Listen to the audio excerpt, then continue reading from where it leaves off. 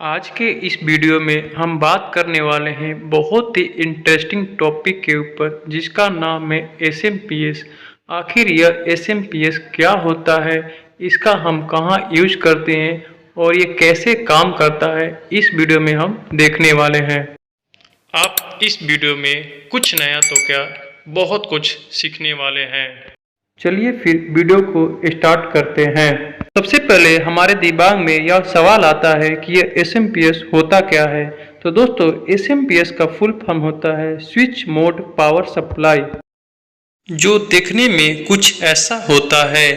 हमारे पीसी में भी एसएमपीएस ही लगता है, दोनों का काम सेम ही है, बस मैन्युफैक्चरिंग में थोड़ा अंतर रहता है।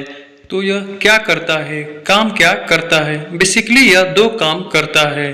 पहला, यह अल्टरनेटिंग करंट को डायरेक्ट करंट में बदलता है, यानी कि एसी को डीसी में बदलता है।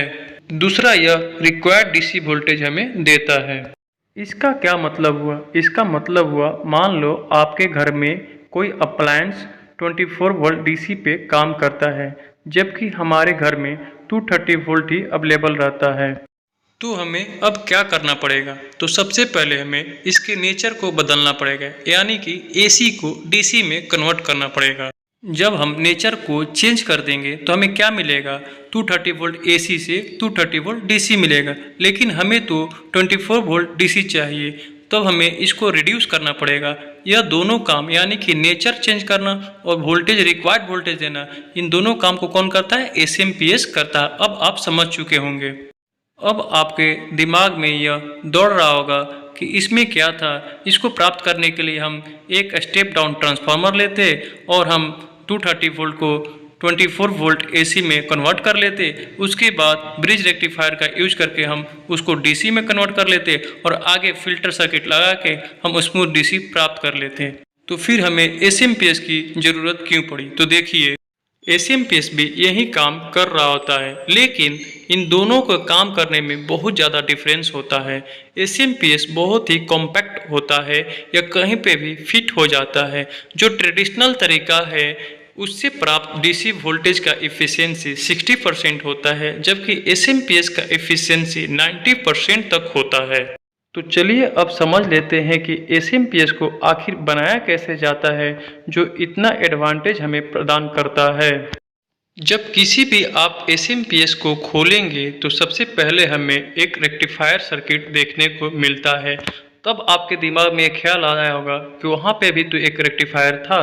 तो पहले आप पूरा सुन तो लीजिए कि दोनों के बीच में क्या डिफरेंस है। यह रेक्टिफायर और फिल्टर सर्किट कर क्या रही होती है? जो भी हम इनपुट सप्लाई देते हैं उसको वो डीसी में कन्वर्ट करती हैं। अब हम जानते हैं कि ब्रिज रेक्टिफायर से जो हमें डीसी प्राप्त होता है वो प्योर डीसी नहीं रहता है, वो पल्सेटिंग डीसी रहता है, यानी कि उसके अंदर कुछ न कुछ एसी का कंपोनेंट होता है। इसीलिए हम फिल्टर सर्किट यूज कर रहे होते हैं, जो कि पल्सेटिंग डीसी को प्योर डीसी में कन्वर्ट करता है। इसके बाद चॉपर लगा रहता है। चॉपर क्या होता है भाई? तो चॉपर एक इलेक्ट्रॉनिक स्विच होता है, इसे हाई फ्रीक्वेंसी स्विच भी कहते हैं, जो कि 15 हर्ट्ज से 50 किलो हर्ट्ज तक पे काम करता है। यानी इसका मतलब समझ रहे हो आप? इसका मतलब है कि एक सेकेंड में 15 बार से लेके 50,000 बार यह स्विच ऑन ऑफ होता है।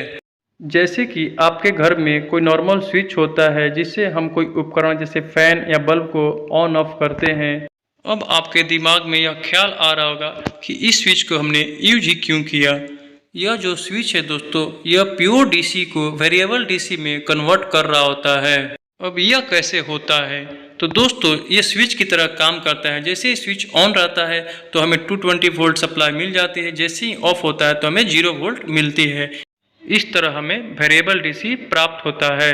इसे देखकर आपको लग रहा होगा कि हमने एसी में तो कन्वर्ट नहीं कर दिया, लेकिन दोस्तों यह एसी नहीं है, क्योंकि एसी में डायरेक्शन चेंज होता है। यह डीसी ही है, क्योंकि यह एक ही दिशा में है, यानी कि सिर्फ पॉजिटिव ही है। वेरिएबल डीसी चाहिए क्यों? क्योंकि आगे हमने स्टेप डाउन ट्रांसफार्मर लगा रखा है जो कि हमारा रिक्वायर्ड वोल्टेज देता है। तो दोस्तों आपके मन में यह सवाल आ रहा होगा, क्या यह वेरिएबल डीसी पे ट्रांसफार्मर काम करेगा? तो 100% दोस्तों यह काम करेगा, क्योंकि दोस्तों ट्रांसफार्मर का बेसिक ही है कि अगर फ्लक्स में चेंज होगा तो ट्रांसफार्मर काम करेगा। और फ्लक्स में कैसे चेंज होगा? जब करंट के वैल्यू में चेंज होगा। तो आप देख रहे हैं कि वेरिएबल डीसी है, यानी इसके करंट के वैल्यू में चेंज हो रहा है, एक बार पॉजिटिव फिर जीरो, पॉजिटिव और जीरो, इस तरह से ट्रांसफार्मर काम करेगा। तो आपके मन में अब कोई डाउट नहीं रहेगा होगा दोस्तों कि वेरिएबल डीसी पे ट्रांसफार्मर काम करेगा या नहीं करेगा।